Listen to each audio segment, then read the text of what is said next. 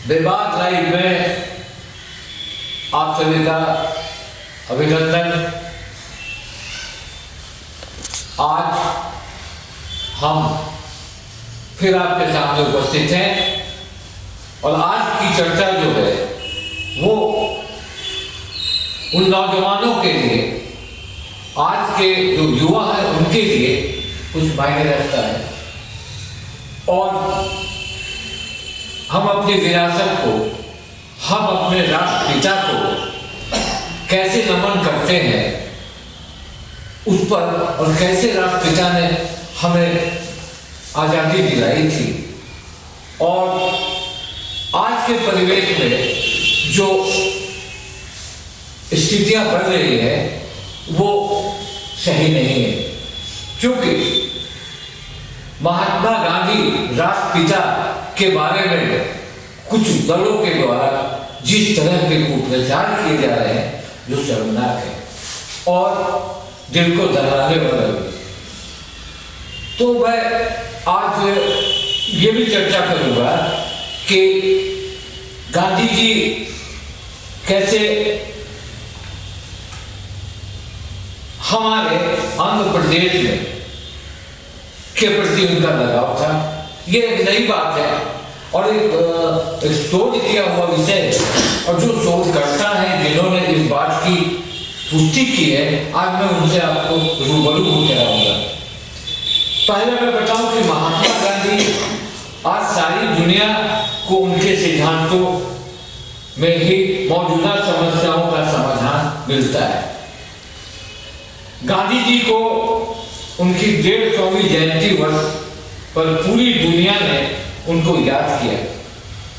बिहार में खासकर जब वो चंपारण सत्याग्रह के 100 साल पूरे हुए थे तो अनेक कार्यक्रम भी हुए थे,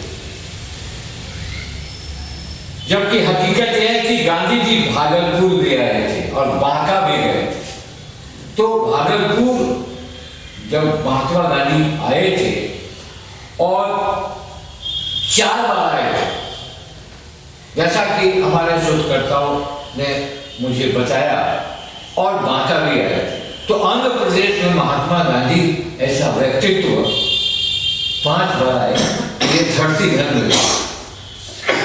तो मैं बताऊं कि ये 5 बार कैसे है। आगामी 17 दिसंबर को गांधी जी की दूसरी बार भागलपुर आने के 100 साल हुए, लेकिन इसकी चर्चा हुई नहीं।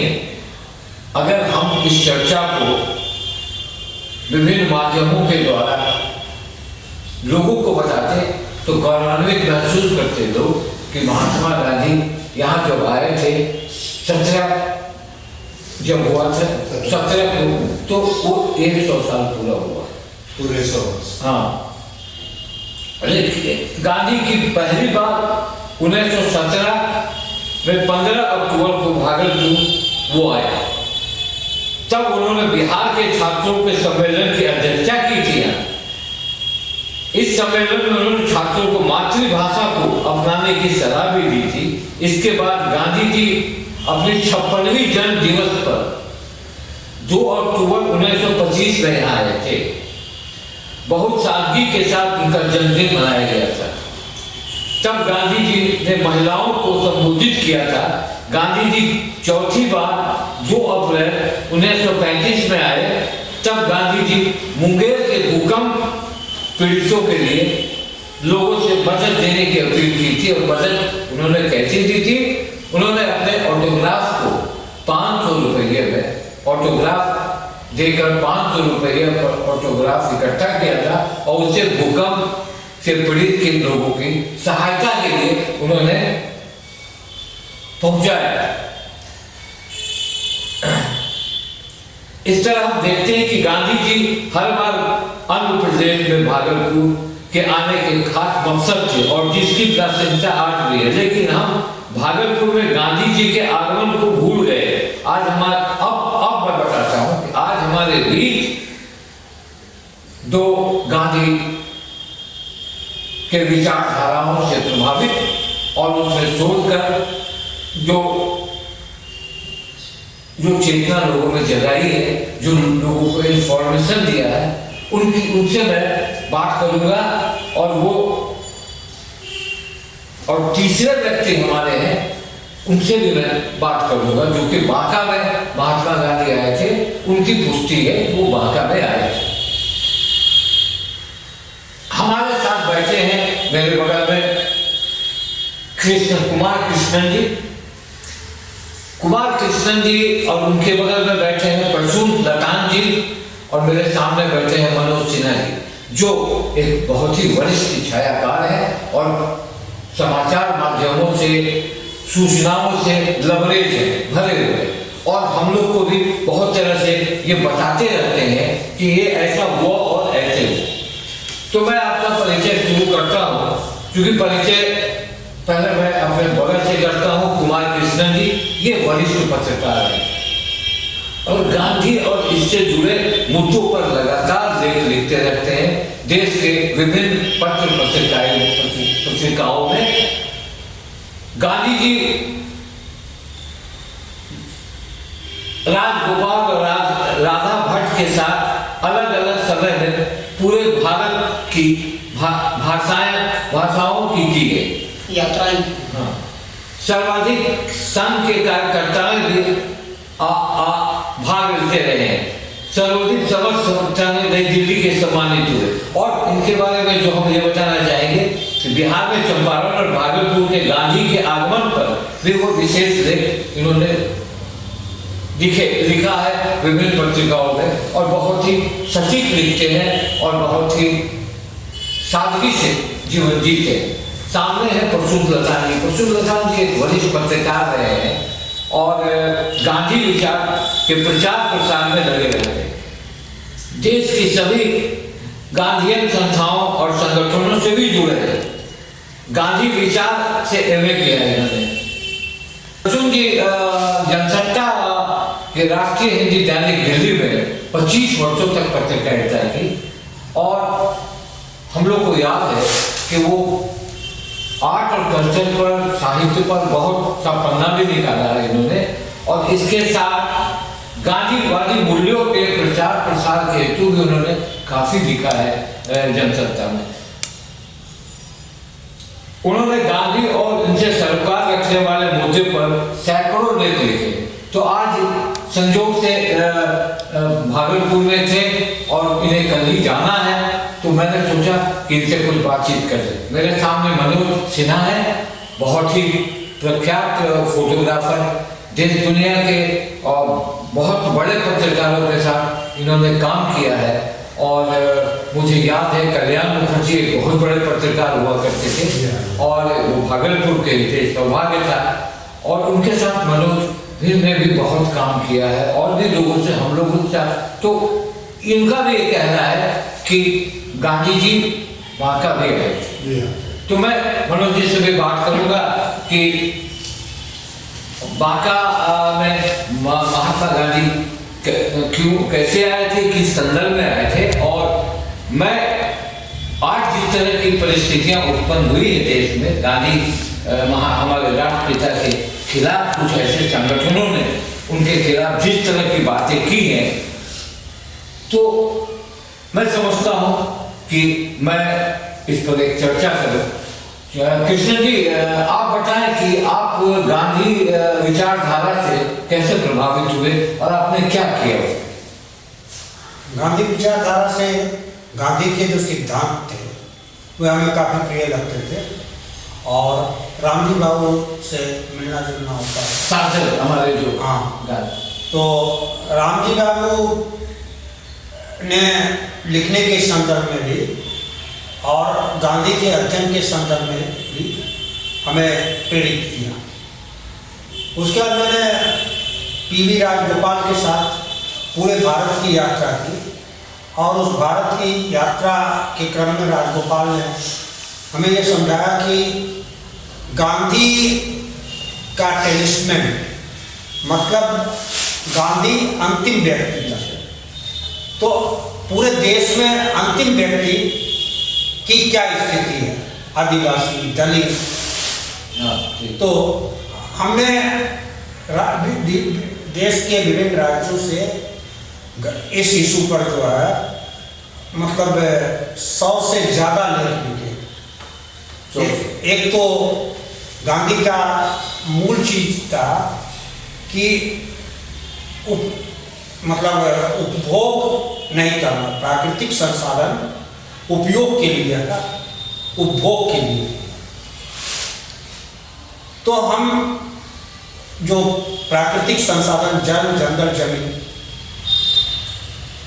या कहें मिट्टी, पानी और बया, ये हैं जीने के आधार।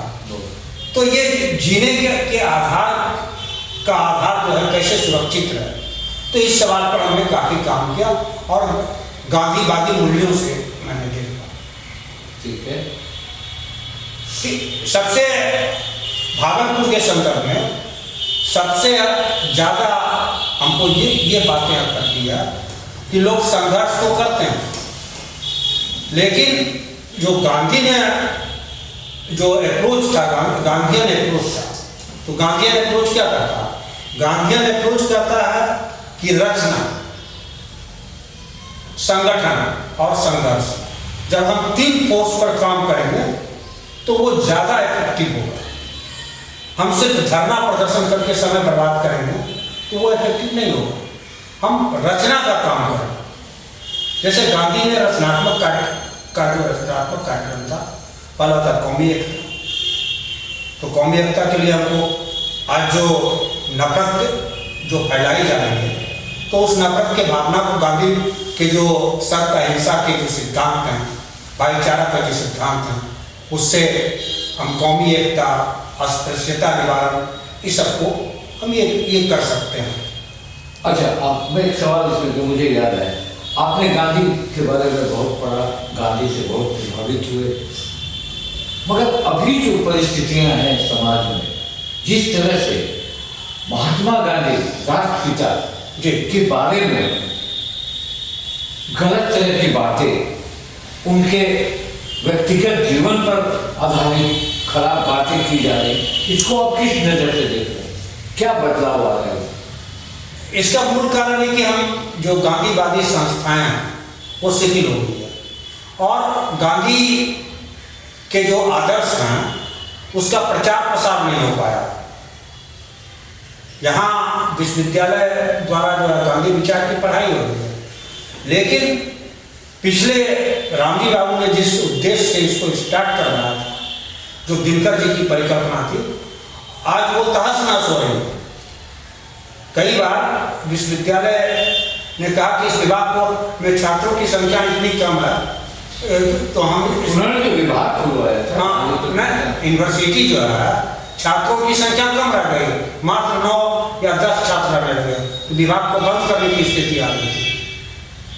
फिर किसी तरह से दिया, हम मूल चीज जो भी आपको बता रहे थे, हम करेंगे रचना, तो रचना का यहाँ अभाव। हम जो है मतलब सफाई को हम एक फैशनेबल, स्वच्छता को एक फैशनेबल इवेंट के रूप में हम। बहुत अच्छा। आपसे मैं बात करूँगा कि गांधी जी आंध्र प्रदेश से क्यों प्यार करते थे, आंध्र प्रदेश में क्यों आते थे, उससे बात मैं प्रसून जी से बात करना चाहूँगा कि आपने जो गांधी पर सैकड़ों लेख लिखे और बहुत से संस्थाओं से जुड़े रहे, गांधीवादी संस्थाओं से आप जुड़े रहे, वो आप क्या पाते हैं देश में, क्या माहौल होना चाहिए, कैसे आपने उन लोगों को समझा है, ये हमें देखिए, गांधी जी जब दक्षिण अफ्रीका से वापस लौटे तो उनको कहा गया कि आप पूरे देश की यात्रा करो और फिर एक अंदाज़ा लगाओ कि देश के लोगों की हालत क्या है। उन्होंने यात्रा की और अभी तक का रिकॉर्ड है कि उन्होंने लगभग पूरे देश में 1000 से अधिक स्थानों पर यात्रा की। उन 1000 स्थानों में चंपारण भी है और बिहार का भागलपुर भी है। तो लगभग सभी जगह, जैसे कि अहमदाबाद के बहुत सारे स्थल हैं, दक्षिण भारत के हैं, बहुत जगह उनकी यात्राओं पर काफ़ी कुछ लिखा गया है। चंपारण में तो कई किताबें लिखी गई हैं, लेकिन भागलपुर में उनके 4 बार की यात्रा पर भी कुछ खास नहीं लिखा गया है। अभी जो यहाँ जिला जज का की जो कोठी है उसमें गांधी जी आए थे, और ये तो जिला जज का बड़प्पन है कि उन्होंने खुद लिख करके दिया है सरकार को कि भाई ये गांधी जी की कोठी है, गांधी जी यहाँ आए थे, उनकी स्मृति के लिए इस जगह को सुरक्षित करो।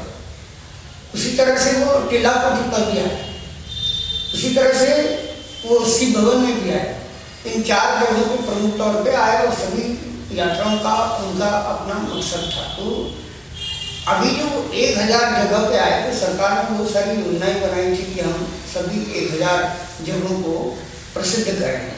वहाँ पे कुछ जैसे कि दांडी यात्रा थी, तो दांडी में वहाँ उनकी स्मृति में है, अहमदाबाद में है, सेवाग्राम में है, तो जगह जगह जो है उनकी स्मृति को बरकरार रखने की कोशिश की गई है। जहाँ तक आपका सवाल है कि लोग किस तरह से सोचते हैं, यह गांधी का ही कमाल था कि जब वो एक आवाज़ लगाते थे तो इस देश के करोड़ों लोगों के साथ चल देते थे। आज वो नहीं है, तो आज गांधी जी के नाम पर भीड़ नहीं है, गांधी जी से लोग आकर्षित नहीं होते हैं, क्योंकि वो कहते हैं कि घर का जोगी जोगड़ा और बाहर का जोगी सिद्ध। तो गांधी जी आजकल इन कहावतों के हिसाब से समझे जा रहे हैं कि वो हमारे थे, इसलिए जो है हम उसको महत्व नहीं दे रहे हैं। लेकिन दुनिया के 200 से अधिक देशों में आज गांधी की तरफ लोग आकृष्ट होते हैं। जब मैं एक इंटरनेशनल सेमिनार में था तो जैसे ही गांधी की मूर्ति दिखाई पड़ी तो विदेश के सारे लड़के लड़कियां उनके सामने दंडवत हो गए, नतमस्तक हो गए पूरी तरह से। तो मैंने कहा कि अरे आपके मन में गांधी जी के प्रति इतनी अपार श्रद्धा क्यों है? तो उन्होंने कहा कि यही एक व्यक्ति है जो जाति से, धर्म से, हर तरह के भेदभाव से ऊपर उठा हुआ टुकड़ा है, और इसके ही नेतृत्व में हम तरह तरह के भेदभाव को खत्म कर सकते हैं। और फिर इसी व्यक्ति ने अपने सिद्धांतों के जरिए मुझे यह भी बताया है कि कैसे जीवन जीना चाहिए जिससे कि प्राकृतिक संसाधनों का जो उपयोग नहीं हो। आज का जो अर्थशास्त्र है वो लूटमार का अर्थशास्त्र है, लेकिन गांधी जी ने जिस तरह की जीवन शैली जी उसमें वो ऐसा भी नहीं था। आप लोग कहावत कहते हैं कि मजबूरी का नाम गांधी है, नहीं नहीं, ये मजबूरी का नाम गांधी नहीं है, मजबूती का नाम गांधी है। क्योंकि गांधी जी तो खुलेआम कहते थे, अपने उनके अर्थशास्त्र के विचारों को पढ़ेंगे तो वो कहते थे कि अमीरों के पास अधिक से अधिक संपत्ति जमा नहीं होने दी, और गरीब से गरीब लोगों के पास उसको संपत्ति ही नहीं होने दी। अगर उसके पास ज़्यादा है तो उसका निकालो और इसको दो। और यही ट्रस्टीशिप का सिद्धांत था जो कि गांधी ने समझाया था कि अगर अमीर लोगों के पास भी संपदा है, संपत्ति है, तो वो उसकी नहीं है, वो पूरे समाज की है, सोसाइटी की है। तो चूंकि गांधी जी के सिद्धांतों को व्यवहार में लाने की कोशिश करने पर जो हमारे देश के चालाक लोग हैं, जो भ्रष्ट लोग हैं, जो धनाढ़ लोग हैं, उनको खतरा है कि हमारे पास की चीज़ें जो है हमसे निकल जाएंगी, इसलिए वो लोग गाली देते हैं। इस अब जैसे नाथूराम गोडसे ने उनकी हत्या की, अब वो नाथूराम गोडसे जिस तरह की विचारधारा से प्रभावित होकर के उनकी हत्या की, उस तरह की विचारधारा वाले लोग गांधी जी को क्यों अमर होने गए, गांधी जी को क्यों फेमस होने गए? इसलिए वो उनके बारे में उनकी व्यक्तिगत हत्याएं, चरित्र हनन करते रहते हैं कि वो ऐसे थे, वो ऐसे थे, वो ऐसे थे। लेकिन जो वास्तविक में गांधी का जो सिद्धांत है वो अहिंसा का सिद्धांत है। आज सारी दुनिया युद्ध से अभी एक और सवाल है तो मैं बदल भी दिया। एक सवाल ये कि अभी जो राजनीति जैसे गोडसे महात्मा गांधी के और ये जब जारी किया है ये तो अंडरस्टूड है। आज की तारीख में समाज में गोडसे को महात्मा गांधी से कुछ लोग ऊपर लाना चाहते हैं और बहुत लोग गोडसे जी कहते हैं, क्योंकि उन्होंने महात्मा गांधी ऐसे महान भारत के सपूत की हत्या की। और फिर तरह तरह की बातें मीडिया में आती है और कुछ महात्मा गांधी के बारे में कुछ ऐसी बातें भी होती हैं जो उचित नहीं, देश के लिए बहुत खराब है। इसके बारे में आप थोड़ा सा बताइए। देखिए, ऐसा है कि जब भारत की आज़ादी हुई तो दो देश हुआ, हिंदुस्तान और पाकिस्तान, बंटवारा हुआ, जमीन का बंटवारा जो उधर रहे, लेकिन बंटवारे के पहले तो पाकिस्तान और हिंदुस्तान की सरकार एक जगह थी, संपत्ति एक जगह थी। तो इधर जब विभाजन हुआ तो इधर हिंदुस्तान के कर्मचारियों को, अफसरों को तो सैलरी मिल गई, लेकिन पाकिस्तान के जो कर्मचारी और अधिकारी थे उनको सैलरी मिले नहीं, क्योंकि सैलरी इधर से जाना था। तो गांधी जी का यह जोर था कि भाई जिन लोगों ने नौकरी की है, काम किया है, वो 57 करोड़ रुपये देने की बात थी। लेकिन उस समय हिंदू महासभा और हिंदू विचारधारा के जो लोग थे वो लोग कहते थे कि नहीं, 1 साल हो गया, पैसा वैसा क्यों होता है। लेकिन गांधी जी तो एक विश्व वैश्विक नैतिकता के आधार पर बात कर रहे थे कि भाई कम से कम जो है, अब कैसे हमारे मौजूदा प्रधानमंत्री नेपाल में जाके कंबल दे आते हैं, वहाँ दे आते हैं, बहुत सारे देशों को भारत से भी मदद मिलती है, तो कैसे आप मदद देते हैं। तो उस समय हमारा ही भाई अलग हुआ था, तो उनको 57 करोड़ की बात हो रही थी, तो इसके लिए वो आमरण अनशन भी कर रहे थे। तो आमरण अनशन कर रहे थे जिसमें उस समय उनके आश्रम से ही सामने से जुलूस भी निकलता है कि गांधी मरता है तो मर जाए। तो अब गांधी जी कहते हैं कि हम हिंदू, मुस्लिम, सिख, ईसाई सब मिल गए, और नाथूराम गोडसे वाले विचारधारा के लोग कहते हैं कि यह देश सिर्फ हिंदुओं का है, इसके हिंदू रहेंगे। तो अब जब तक गांधी रहेंगे और गांधी की प्रतिमा रहेगी और गांधी का विचार रहेगा तो उनका स्वप्न पूरा नहीं होगा, क्योंकि वो तो यह विचारधारा लाना चाहते हैं कि सिर्फ हिंदू है, ये हिंदुस्तान हिंदुओं का है। मगर इस तरह की बातें होनी चाहिए, जो बातें हो रही है नहीं होनी चाहिए, ये तो बहुत ही गलत है, ये गलत है। बहुत ही जगह में बातें, सरकार की जो कार्रवाई भी नहीं होती है, जो बहुत लोग, मैंने फुटेज भी देखा कि उनके ये पर गोली मारा गया, वो गोली आर्टिफिशियल गोली मारा गया, और इस तरह से माहौल बनाया गया। तो ये तो गांधी जी के लिए, हम लोग के लिए, देश के लिए शर्मनाक है, और हमें लगता है उस गांधी जी पर भी राजनीति होने लगी। मनोज जी, अभी जैसे हमारी बातचीत हो रही थी कृष्णन जी से और प्रशांत जी से, कृष्णन जी ने कहा कि महात्मा गांधी को आंध्र प्रदेश, जो आंध्र प्रदेश में कितनी बड़ी बात है, इस चीज को आप लोगों ने, चाहे हम लोगों ने नहीं उठाया, मगर ये बात गौरव करने वाली है कि महात्मा गांधी भागलपुर 4 बार आए थे, और आपने कहा कि महात्मा जी ने वो बांका भी एक बार, तो बांका के संदर्भ मनोज जी, चूंकि आप समाज से बहुत जुड़े हुए हैं, चूंकि एक बड़े छायाकार हैं, तो हर एक वर्ग के लोगों से आप ये जानकारी कैसे? दरअसल हम 1982-84 में रामजी हाउस 1 नंबर गुमटी में रहते थे, तो हमारे समीप में रहते थे। उनसे प्रभावित होकर हमने गांधी विचार विभाग में MA में नामांकन लिया था। तो पास करने के बाद उन्होंने Gandhi personality through photographs PhD के लिए उन्होंने हमारा विषय चयन किया। तो उसमें रामजी बाबू का विचार था कि पहले गांधी जी जो आंध्र प्रदेश में जहाँ जहाँ आए हैं उनका कुछ तस्वीर कलेक्शन किया जाए। उसी उपक्रम में उन्होंने बतलाया कि गांधी जी बांका में भी आए थे। संयोगवश हमारे दादी ने भी इस बात का समर्थन किया। हमारे दादाजी थे जो शिक्षक थे, हेडमास्टर साहब थे उमेश चंद्र सिन्हा जी, और वहाँ पंडित बालीराम शर्मा जी लोग थे। तो उन लोगों ने गांधी जी को बुलवा करके वहाँ के युवाओं को, बांका के लोगों को उसमें एक आम सभा करवाई, और वहाँ के युवाओं को जागृत करने के लिए वो वहाँ पर उनको लाया गया था। तो ये आपकी जानकारी है, आप उनके विचारधारा से उनके, तो मैं वो जगह का तस्वीर लेने के लिए मैं बांका गया था। आपके नौजवानों को भी ये संदेश जाना चाहिए कि गांधी जी के विचारधाराओं को आप पढ़ें, आप उनके बारे में जानें कि हमारा देश आज़ाद कैसे हुआ था, उनकी क्या क्या तपस्या थी। तो आंध्र प्रदेश का ये और गवर्नर में कृष्णन जी की तरफ आता हूँ।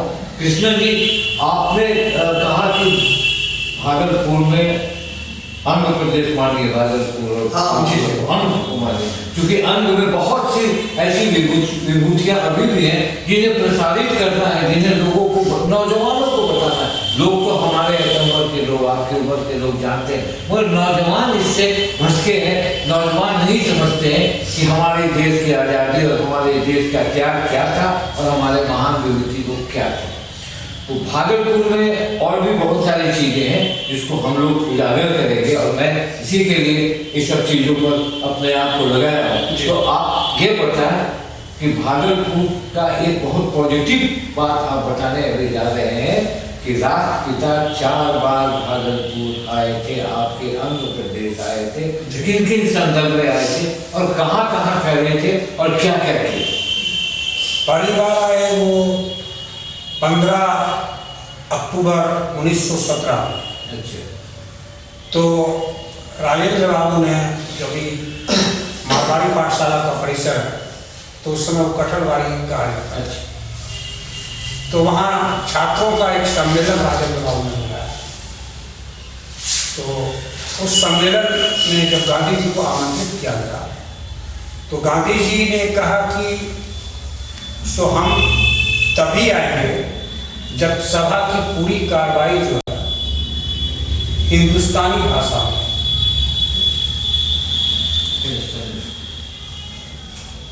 तो वहाँ सरोजनी नायडू भी थी।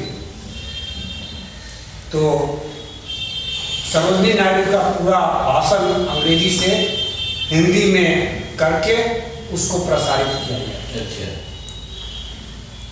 तो उस गांधी जी का हिंदुस्तानी भाषा में होना चाहिए संचालन, तो हिंदी और हिंदुस्तान की जो भाषाएं हैं उसको लेकर के तो एक स्पष्ट संदेश था कि हिंदी ही अंग्रेजी से नहीं, हिंदी जो है आने वाले समय में राष्ट्रभाषा होगी।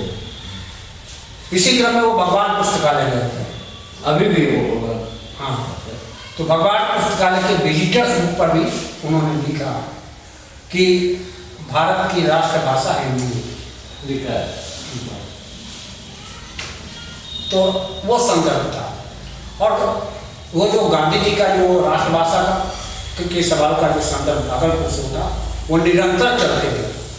और गांधी जी के विचार से प्रभावित होकर के ढेर सारे साहित्यकार जो है, मतलब आज़ादी की लड़ाई में कूदे और हिंदी के प्रचार प्रसार में बन गया। एक तो ये संदर्भ है। दूसरी बार गांधी जी 1920 में आते हैं। 17 के बाद 20। 17 के बाद 20 में।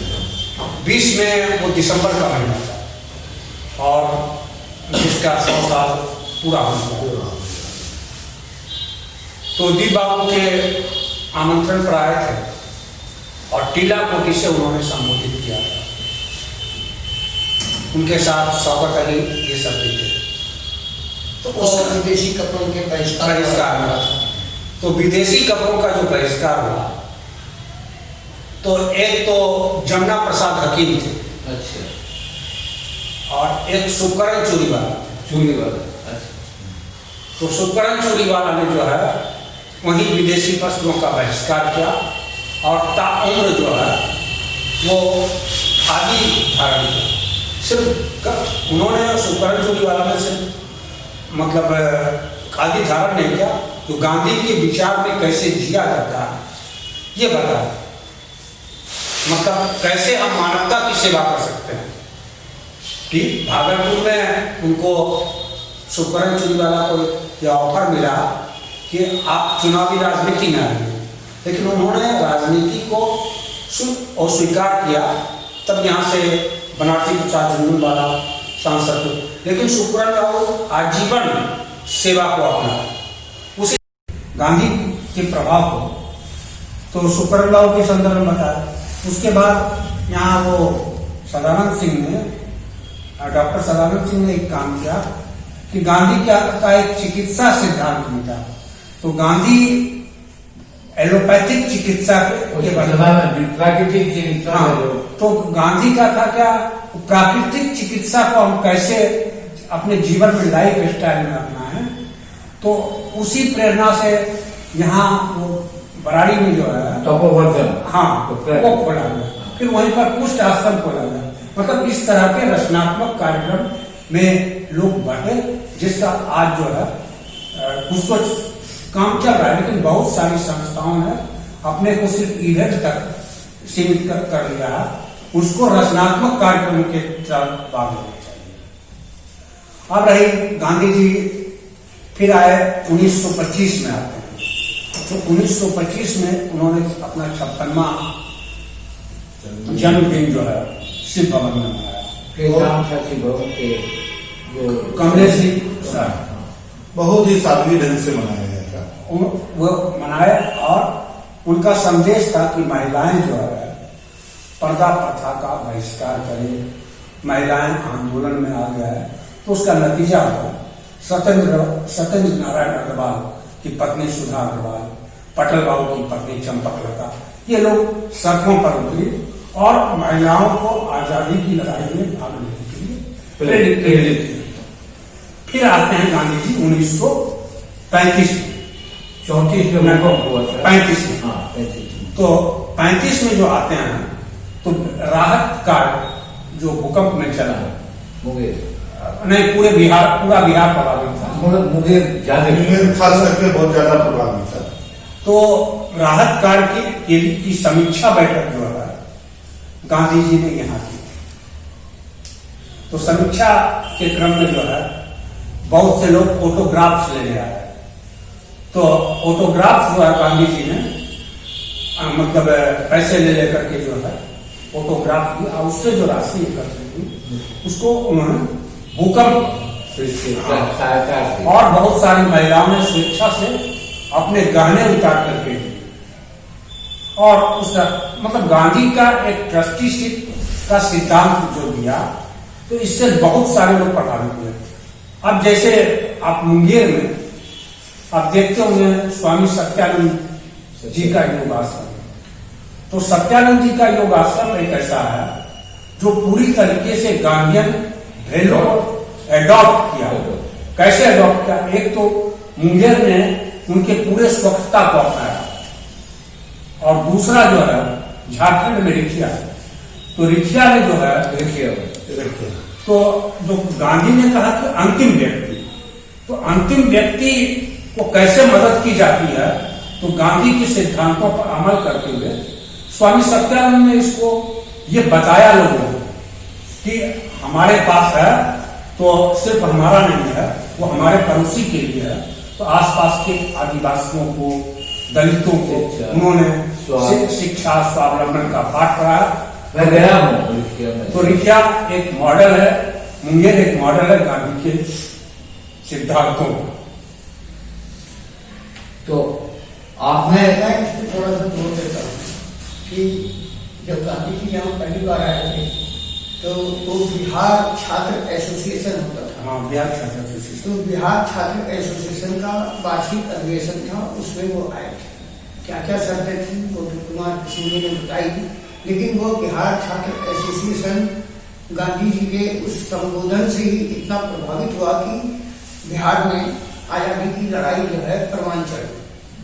उसके बाद दूसरी बार जब वो 1925 में आए तो उस समय उन्होंने वो विदेशी कपड़ों के बहिष्कार को लेकर के जो आंदोलन था उस आंदोलन, तीसरी बार जब वो अपने जन्म दिवस पे आए तो उन्होंने महिलाओं को संबोधित किया। और उसी के बाद से आगे भाई जो उनके सचिव थे उन्होंने अपनी डायरी में पूरा वर्णन किया है कि अमरपुर, बांका, भागलपुर के ग्रामीण क्षेत्रों में महिलाएं घरेलू उद्योग से जुड़ी खादी के कपड़ों के लिए चरखा चलाना, धागा चलाना, ये सब बहुत बड़े पैमाने पर हो।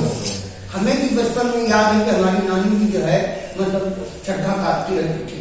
और फिर चौथी बार जब वो भूकंप में आए तो अभी तक तो यह है कि आप देखते होंगे कि कोई भी राजनीतिक पार्टी और राहत पहुंचाते नहीं है, जिसको चुनाव चरखा था, चकली था, हाँ चकली चरखा था, हाँ। जो विरासत थी वो दिखती नहीं। अब वो विरासत सिर्फ अपने राजनीतिक फायदे के लिए चरखा चलाना नहीं भी आता है तो चरखा के पास तस्वीर खिंचवाते हैं स्वाद के लिए। मगर ये ऐसा, ये हम लोग स्कूल में पढ़ते थे तो रुई से हम लोग चकली चला के और फिर उसको सूता बनाते थे, हम लोग तो वो अपने जन्म दिवस पे जो आए थे और उस समय जो यहाँ की महिलाओं को जैसे कि कृष्ण जी ने कहा कि आज की चर्चा एक चीज मैं हाँ, दीपक और मैं बताना चाह रहा हूँ कि आप 14 जनवरी को जब भी आप मंदार पर्वत जाइएगा तो वहाँ एक सफा और पहाड़िया जनजाति है। गांधी जी से जब उन्होंने विदेशी कपड़े का बहिष्कार करने का जब आह्वान किया तो कुछ उन लोगों ने सादा सफेद खादी का सफेद वस्त्र पहनना शुरू किया, टाना और उन्हीं के देख रेख में वो जनजाति जो है धीरे धीरे अभी भी वो लोग सादा वस्त्र पहनते हैं, शराब का सेवन नहीं करते हैं, शाकाहारी भोजन करते हैं। 2-3 दिन तक ये लोग मंदार पर्वत के नीचे आते हैं, पेड़ पौधा और ये सबका सफाई का संरक्षण करने का उसका एक बहुत बड़ा गांधी जी का जो ये है वो उसको बहुत ज्यादा मानते हैं और उन्हीं को वो अपना ये मानते तो हैं। गांधी जी की 4 वर्ष की जो यात्रा थी वो सिर्फ जो है इतिहास के पन्नों की बात नहीं थी, बल्कि उसका व्यापक प्रभाव पड़ा और उसका प्रभाव आज भी दिखाई दे रहा है। चलिए, आज एक बहुत ही सार्थक विषय पर हम लोगों ने बहस की। अंग प्रदेश जहाँ ये महात्मा गांधी ऐसे लोगों की नजर थी, प्यार था, स्नेह था और कुछ उम्मीद थी, तो उस उम्मीद पर हमारे अंग के लोग खड़े उतरे। और मैं ये कहता हूँ कि आज आप लोग तीनों आए और इस विचारधारा पर कृष्णन जी, प्रसून जी और मनोज, आप लोगों ने जो तरह की बातें समाज में दी है, मुझे लगता है कि आंध्र प्रदेश के लिए एक अच्छी बात आपने की है और आंध्र प्रदेश के नवयुवकों को गांधी विचारधारा से जरूर जुड़ना चाहिए ताकि उससे उसका कुछ दिमाग कुछ आगे की बात सोचे। तो गांधी जी सोचा करते थे और हम इसी तरह से प्रोग्राम लेकर हमेशा आप लोग के पास आएंगे, आप लोग का सहयोग देंगे। मेरा उद्देश्य है कि इस क्षेत्र का हो, बिहार का हो, देश का हो, हर चीज में मैं पॉजिटिव चीज बताना चाहता हूँ और इसी को लेकर मैं बेबाक लाइव को यहाँ स्थापित कर रहा हूँ। उम्मीद है कि बेबाक लाइव के दर्शकों को ये गोष्ठी माने इसको पसंद आया होगा। आप अगर कुछ ऐसा लगता है तो आप इसे लाइक करें, सब्सक्राइब करें, कमेंट करें और अगर कहीं कुछ लगता है कि हमसे भूल हो रही हो उसे भी उजागर करें। और इसके साथ मैं आप तीनों का नमस्कार करता हूं और करता चाहता हूं इसी तरह हमें सहयोग दें। नमस्कार, प्रणाम।